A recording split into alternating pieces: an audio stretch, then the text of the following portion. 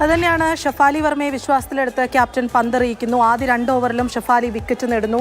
അങ്ങനെയുള്ള ചില ചേഞ്ചസ് ഒക്കെ ഇതിനെ നല്ല രീതിയിൽ ഈ ജയത്തിലേക്ക് എത്തിച്ചു എന്ന് തന്നെ പറയാമല്ലേ ജ്യോതിഷ്? തീർച്ചയായിട്ടും അനശ്വര, ഇന്ത്യൻ ടീമിന് ഒരു ഘട്ടത്തിൽ പോലും ഈ മത്സരത്തിൽ ഒരു പാളിച്ച പോലും സംഭവിച്ചിട്ടില്ല. എല്ലാം കൃത്യമായിട്ട് തന്നെ ഇന്ത്യ വിചാരിച്ച രീതിയിൽ തന്നെ കാര്യങ്ങൾ മുന്നോട്ട് കൊണ്ടുപോകാൻ ഹർമൻപ്രീതിനും സംഘത്തിനും സാധിച്ചു എന്നുള്ളതാണ് ഏറ്റവും വലിയ കാര്യം. അത് തന്നെയാണ് ഈ മത്സരത്തിൻ്റെ റിസൾട്ട് നമ്മളെ ബോധ്യപ്പെടുത്തുന്നത്. അത്തരത്തിൽ തന്നെയായിരുന്നു മത്സരത്തിൻ്റെ ഒരു നമ്മൾ പരിശോധിച്ചു കഴിഞ്ഞാൽ അത്തരത്തിൽ തന്നെ ഒരു കാഴ്ചയാണ് നമുക്ക് കാണാനും സാധിച്ചത്. ആദ്യം ഇന്ത്യ ബാറ്റ് ചെയ്യുമ്പോൾ തന്നെ ഇന്ത്യ ഫുൾ കോൺഫിഡൻസിൽ തന്നെ ആദ്യം വിക്കറ്റുകൾ നഷ്ടപ്പെടാതെ തന്നെ ഇന്ത്യ മാക്സിമം സ്കോർ പതുക്കെ നേടിയാണ് മുന്നോട്ട് കൊണ്ടുപോയിക്കുന്നത്. സ്മൃതി മന്ദാനയുടെയും ഷിഫാലി വർമ്മയുടെയും മികച്ചൊരു തുടക്കം തന്നെ നമുക്ക് കാണാൻ സാധിച്ചു. രണ്ടാമത് ജമീമിയ റോഡ്രിഗസിന് 24 റൺസ് എടുത്ത് പുറത്തായെങ്കിൽ പോലും അതിനുശേഷം ഉള്ള ഇന്ത്യൻ ടീമിൻ്റെ ഓരോ ബാറ്റർമാരിൽ നിന്നും നല്ല രീതിയിലൊരു സംഭാവന ഇന്ത്യൻ ടീമിന് ലഭിച്ചിരുന്നു. പിന്നീട് ബൗളിങ്ങിലേക്ക് വരുമ്പോൾ റിജൽ രാജ് പറഞ്ഞ പോലെ തന്നെ ഡ്യൂ ഫാക്ടർ വലിയൊരു പ്രശ്നമായിരുന്നു. മഞ്ഞ് ഒരു വലിയ ഘടകമായിട്ട് മാറും. കാരണം കഴിഞ്ഞ മത്സരത്തിൽ ഓസ്ട്രേലിയയെ ഇന്ത്യ പരാജയപ്പെടുത്തുമ്പോൾ ഓസ്ട്രേലിയ ഏറ്റവും പേരുകേട്ട ബൗളിംഗ് നിരയുള്ള ഒരു ടീമാണ്. പക്ഷേ ഓസ്ട്രേലിയൻ ബൗളർമാർക്ക് രണ്ടാമത് ഇന്ത്യ ബാറ്റ് ചെയ്യുന്ന സമയത്ത് ആ ഒരു മഞ്ഞിൻ്റെ ഇതേ സ്റ്റേഡിയത്തിൽ തന്നെ നവി മുംബൈ സ്റ്റേഡിയത്തിൽ തന്നെയായിരുന്നു സെമിഫൈനൽ മത്സരവും. ആ മത്സരത്തിൽ തന്നെ ഈ ഒരു മഞ്ഞിൻ്റെ ഈ ഗ്രൗണ്ട് കണ്ടീഷൻസിൻ്റെ പ്രശ്നം കാരണം തന്നെ ഓസ്ട്രേലിയയുടെ പേരുകേട്ട ബൗളിംഗ് നിരയ്ക്ക് ഇന്ത്യൻ ബാറ്റർമാരുടെ മുന്നിൽ ഒന്നും ചെയ്യാൻ സാധിക്കാത്ത നിഷ്പ്രഭമായി പോകുന്ന കാഴ്ചയും നമ്മൾ കണ്ടു. അത്തരത്തിൽ തന്നെ ഇവിടെയും ആ ഒരു ഡ്യൂ ഫാക്ടറിൻ്റെ ഒരു പ്രശ്നം ഇന്ത്യൻ ടീമിനെ അലട്ടിയിരുന്നു. കാരണം രണ്ടാമത് ബോൾ ചെയ്യുമ്പോഴത്തേക്ക് അത് എന്തുമാത്രം ടീമിനെ ബാധിക്കും എന്നുള്ളൊരു കാര്യത്തിൽ ആശങ്ക ഇന്ത്യൻ ടീമിനും ഇന്ത്യൻ കളി മത്സരം വിലയിരുത്തുന്ന വിദഗ്ധർക്കും ഇത്തരത്തിലുള്ളൊരു കാഴ്ചപ്പാടുണ്ടായിരുന്നു. പക്ഷേ അതിനെല്ലാം മറികടന്നുകൊണ്ട് കൃത്യമായിട്ടുള്ള ഒരു പ്ലാനിങ് ഇന്ത്യൻ ടീമിന് കൃത്യമായിട്ടുണ്ടായിരുന്നു. കൃത്യമായുള്ള ഇടവേളകളിൽ ഇന്ത്യ വിക്കറ്റുകൾ വീഴ്ത്തുകയും അതുപോലെ തന്നെ സൗത്ത് ആഫ്രിക്കൻ ടീമിനെ ഒരു നിലയിൽ പോലും ഒരു പാർട്ണർഷിപ്പ് പടുത്തുയർത്താൻ സാധിക്കാത്ത വിധത്തിൽ ഇന്ത്യൻ ബൗളർമാർ കൃത്യമായി പന്തെറിഞ്ഞു. അതുപോലെ തന്നെ എടുത്തു പറയേണ്ട അമർജോത് കൗറിൻ്റെ 2 മികച്ച ഫീൽഡിങ്ങുകൾ പലപ്പോഴും നമുക്ക് ഗ്രൗണ്ടിൽ കാണാൻ സാധിച്ചു. ആദ്യം തന്നെ ആ ഒരു ഡയറക്റ്റ് ഹിറ്റിലൂടെ കിട്ടുന്ന ഒരു റണ്ണൗട്ടും പിന്നീട് രണ്ടാമത് ബൗണ്ടറിയിൽ നിന്നും അവർ നടത്തിയ ഒരു ബൗണ്ടറി സേവും അവർ ഡൈവ് ചെയ്ത് സേവ് ചെയ്യുന്നതെല്ലാം അത്രയും മനോഹരമായിട്ട് ഫീൽഡിങ്ങിൻ്റെ കാര്യത്തിൽ ഇന്ത്യൻ ടീം ടൂർണമെൻറ്റിൽ വലിയ തോതിൽ പഴികെട്ടിരുന്നു. പക്ഷേ അതിനെല്ലാം തിരുത്തി കുറിച്ചുകൊണ്ടുള്ള ഒരു മികച്ച പ്രകടനം തന്നെ ഇന്ത്യ ഫൈനലിൽ കാഴ്ചവെച്ച് ദക്ഷിണാഫ്രിക്കയിൽ നിന്നും ഫൈനലിൽ ഒരു മികച്ച വിജയം കൊയ്തുകൊണ്ട് ഇന്ത്യ ആദ്യത്തെ കന്നിക്കിരീടത്തിൽ മുത്തമിട്ടു. നശ്വര, രജിൽ, അതുപോലെ ടൂർണമെന്റിൽ ഒരു വിശ്വസ്ത താരമായിട്ട് ശ്രീചരണി വളരുന്നു. നിർണായക സമയങ്ങളിൽ വിക്കറ്റ് നേടുന്നു. അവരുടെ പ്രകടനം തീർച്ചയായിട്ടും ഇന്ത്യ ഓരോ ഘട്ടത്തിലും ഞാൻ നേരത്തെ സൂചിപ്പിച്ചതുപോലെ പലപ്പോഴും പഴി കേട്ടിരുന്നത് ഫീൽഡിങ്ങിലും പ്രത്യേകിച്ച് ബൗളിംഗ് ചേഞ്ചിൽ ഉൾപ്പെടെ ഇടയ്ക്കിടെ വരുത്തിയിട്ടുള്ള ചില മാറ്റങ്ങൾ ഉൾപ്പെടെ വലിയ വിമർശന വിധേയമായിട്ടുള്ളതാണ്. അവിടെ നിന്നാണ് ഇന്ത്യ വിജയത്തിലേക്ക് എത്തിയിട്ടുള്ളത് എന്നത് വളരെ പ്രധാനപ്പെട്ട കാര്യമാണ്. കാര്യമായ ചേഞ്ചസ് ഓസ്ട്രേലിയക്കെതിരായ മത്സരത്തിൽ നിന്ന് കാര്യമായ മാറ്റം പോലും ഇല്ലാതെ ഇന്ത്യ ഫൈനലിലേക്ക് ഇറങ്ങുമ്പോൾ പോലും അതിൽ ക്യാപ്റ്റനും ടീം മാനേജ്മെൻറ്റും ഒരേപോലെ തന്നെ ഈ ടീമിൽ വിശ്വസിച്ചു എന്നുള്ളതാണ്. അനശ്വര സൂചിപ്പിച്ചതുപോലെ തന്നെ അതിൽ ഓരോ താരങ്ങളും അവരവരുടേതായ പങ്ക് വളരെ കൃത്യമായ രീതിയിൽ നിർവഹിച്ചു എന്നുള്ളത് എടുത്തു പറയേണ്ട കാര്യം തന്നെയാണ്. കാരണം ഏതെങ്കിലും ഒരു വ്യക്തിയുടെ മാത്രം ചുമലിലേറിക്കൊണ്ടുള്ള ഒരു മുന്നേറ്റമായിരുന്നില്ല ഇന്ത്യ ഈ ടൂർണമെൻറ്റിലുടനീളം നടത്തിയിട്ടുള്ളത്. അതിൽ ഓരോ താരങ്ങളും അവരവരുടേതായ പങ്ക് ഓരോ ഘട്ടത്തിലെടുക്കുന്ന കാഴ്ച നമ്മൾ കണ്ടിട്ടുണ്ട്. ഇന്ന് പക്ഷേ ഏറ്റവും നിർണായകമായിട്ടുള്ളത് നമ്മൾ നേരത്തെ സൂചിപ്പിച്ച പേരായിരുന്നു. അത് ദീപ്തി ശർമ്മയുടേത് തന്നെയായിരുന്നു. കാരണം അവർ പ്രത്യേകിച്ച് ഒരറ്റത്ത് ഓസീസ് ക്യാപ്റ്റൻ നിൽക്കുമ്പോൾ ഇന്ത്യയെ സംബന്ധിച്ചിടത്തോളം വലിയ പ്രതീക്ഷ ഇന്ത്യ വെക്കുമ്പോൾ പോലും ഒരറ്റത്ത് നങ്കൂരമിട്ട് വളരെ കൃത്യമായി ഇന്ത്യൻ ബൗളർമാർക്ക് മേൽ ആധിപത്യം നേടുന്ന ഒരു കാഴ്ച നമ്മൾ കണ്ടതാണ്. പക്ഷേ ഒരറ്റത്ത് വിക്കറ്റുകൾ തുടർച്ചയായി വീഴുന്നതാണ് അവർക്ക് വലിയ തിരിച്ചടിയായിട്ടുള്ളത്.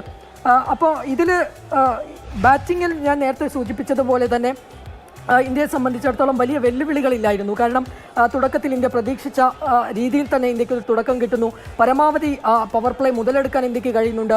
അവസാന ഘട്ടത്തിൽ ഭേദപ്പെട്ട ഒരു സ്കോർ ഉയർത്താൻ, അല്ലെങ്കിൽ വനിതാ ഏകദിന ക്രിക്കറ്റിലടക്കം നമ്മൾ മുൻപേയുള്ള മത്സരങ്ങളുടെ ഫലം പരിശോധിച്ചാൽ അവിടെ മികച്ച സ്കോർ എന്ന് പറയാവുന്ന രീതിയിലേക്ക് സ്കോർ ഉയർത്താൻ ഇന്ത്യക്ക് കഴിയുന്നുണ്ട്. അങ്ങനെ ഏറെക്കുറെ മത്സരത്തിൻ്റെ എല്ലാ രീതിയിലും ഒരു ഗതി നിശ്ചയിക്കാൻ ഇന്ത്യക്ക് ഇന്ന് കഴിഞ്ഞിട്ടുണ്ട്. അതിൽ ഓരോ താരങ്ങളുടെയും പങ്ക് വളരെ പ്രധാനപ്പെട്ടതുമായിരുന്നു. അനശ്വര, അതുപോലെ ജ്യോതിഷ്, നമ്മുടെ കോച്ചിനെ പറ്റി പറയുകയാണെങ്കിൽ ഞാൻ മനസ്സിലാക്കുന്നത് വെച്ച് ഇന്ത്യക്ക് വേണ്ടി കളിച്ചിട്ടില്ല. അങ്ങനെ ഒരാൾ നമ്മൾക്ക് വേൾഡ് കപ്പ് കൊണ്ടുതരുന്നു. തീർച്ചയായിട്ടും അനശ്വര, എല്ലാ ഘട്ടത്തിലും ഗ്രൗണ്ട് സ്റ്റാഫും എല്ലാം തന്നെ ഇന്ത്യനെ അത്രയും സപ്പോർട്ടീവായിരുന്നു. നമ്മളുടെ ഇന്ത്യൻ ഡ്രസ്സിംഗ് റൂം കാണുമ്പോൾ തന്നെ അതിൻ്റെ ഒരു ആഘോഷം കാണുമ്പോൾ തന്നെ നമുക്ക് മനസ്സിലാവും. കഴിഞ്ഞ ഓസ്ട്രേലിയ മത്സരത്തിൻ്റെ വിജയത്തിൽ അവർ എന്തുമാത്രം ആഹ്ലാദിച്ചിരുന്നു, എന്തുമാത്രം സന്തോഷിച്ചിരുന്നു. കാരണം അത്രയും ആഗ്രഹിച്ചിരുന്നു അവർ. ഒരു ഒട്ടും ഞാൻ നേരത്തെ ഒരു സൂചിപ്പിച്ച പോലെ തന്നെ ഓസ്ട്രേലിയ ഒരു വലിയ ടീമായിരുന്നു.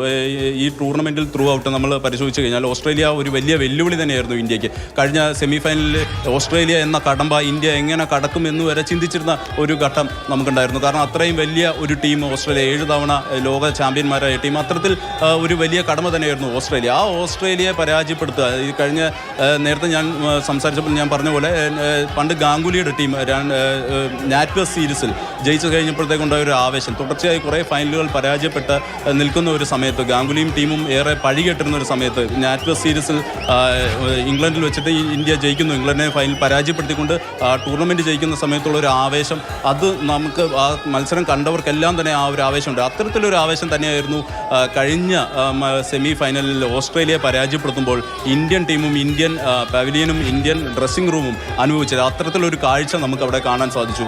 അത്രയും വെല്ലുവിളി ഉയർത്തിയ ഒരു ടീമായിരുന്നു ഓസ്ട്രേലിയ. ആ ഓസ്ട്രേലിയ തകർത്തുകൊണ്ട് ഇന്ത്യ സെമി കടന്ന് ഫൈനലിലെത്തുന്നു. ഫൈനലിൽ സൗത്ത് ആഫ്രിക്കയെ പരാജയപ്പെടുത്തിക്കൊണ്ട് ഇന്ത്യ കിരീടം നേടുന്നു. ഇന്ത്യൻ ടീമിനെ സംബന്ധിച്ചിടത്തോളം ഇത് വലിയൊരു നേട്ടം തന്നെയാണ്. കാരണം ടൂർണമെൻറ്റിൻ്റെ തുടക്കം തന്നെ ഒരുപാട് പഴി കേട്ടിട്ടുള്ള ഒരു ടീമായിരുന്നു ഇന്ത്യൻ വനിതാ ടീം.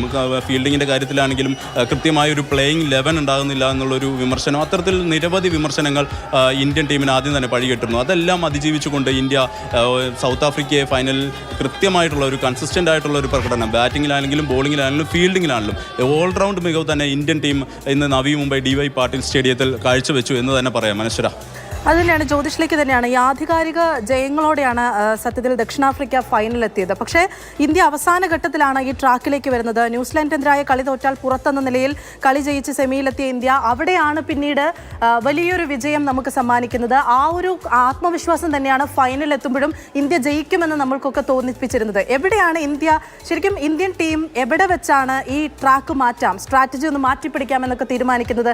അത്തരത്തിൽ അത് ഉപകാരപ്രദമായും തോന്നില്ലേ?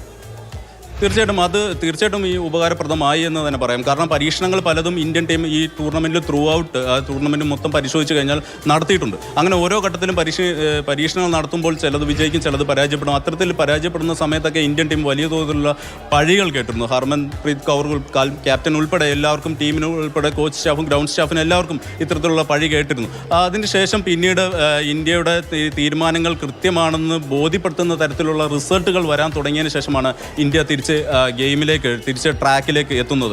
അതിനുശേഷം പിന്നീട് നടന്ന മത്സരത്തിൽ, ന്യൂസിലൻഡുമായുള്ള മത്സരത്തിലുള്ളൊരു വിജയവും പിന്നെ അതിനുശേഷം സെമിയിൽ ഓസ്ട്രേലിയയെ പരാജയപ്പെടുത്തുന്നതെല്ലാം ആ ഒരു തീരുമാനത്തിൻ്റെ അടിസ്ഥാനത്തിലാണ്. കൃത്യമായിട്ട് തന്നെ ഇന്ത്യൻ ടീം മത്സരം എന്താണെന്ന് വിലയിരുത്തിയിട്ടുള്ള ഒരു പ്ലാനിങ്ങോടുകൂടി തന്നെ ഇന്ത്യൻ ടീം കളിച്ചെന്ന് തന്നെ പറയാം. ആ ഒരു തിരിച്ചുവരവ് ഇന്ത്യ പല പരീക്ഷണങ്ങളും നടത്തി. അതിൽ ചിലത് പരാജയപ്പെട്ടു, ചിലത് വിജയിച്ചു. ആ വിജയങ്ങളുടെ ഒരു ഫലം തന്നെ ഇന്ത്യക്ക് ഫൈനലിലെത്താൻ സാധിച്ചു. ഫൈനലിലും അത്തരത്തിൽ തന്നെ വലിയ അത്ഭുതങ്ങൾ എന്ന് പറയാനില്ല. കാരണം സൗത്ത് ആഫ്രിക്ക ടീം, സൗത്ത് ആഫ്രിക്കയോട് ഓസ്ട്രേലിയയോ ഇംഗ്ലണ്ടോ അല്ല സൗത്ത് ആഫ്രിക്ക നമുക്ക് വീഴ്ത്താൻ സാധിക്കുമെന്നുള്ളൊരു പ്രതീക്ഷ തുടക്കം തന്നെ നമുക്ക് ഇന്ത്യൻ ടീമിനും ഇന്ത്യൻ ആരാധകർക്കും ഉണ്ടായിരുന്നു. അത് മത്സരത്തിലേക്ക് വന്നു കഴിഞ്ഞപ്പോഴത്തേക്ക് അത് ആ ഒരു ടൂർണമെൻറ്റ് മത്സരത്തിൻ്റെ ഒരു ഘട്ടത്തിൽ പോലും സൗത്ത് ആഫ്രിക്കയ്ക്ക് ഇന്ത്യക്ക് മേൽ ഒരു സമ്മർദ്ദം ചെലുത്താനുള്ള ഒരു സാഹചര്യം പോലും സൃഷ്ടിക്കാതെ ഇന്ത്യൻ ടീം സൗത്ത് ആഫ്രിക്കയെ കീഴ്പ്പെടുത്തുന്ന ഒരു കാഴ്ചയാണ് നവി മുംബൈയിൽ കണ്ടത്.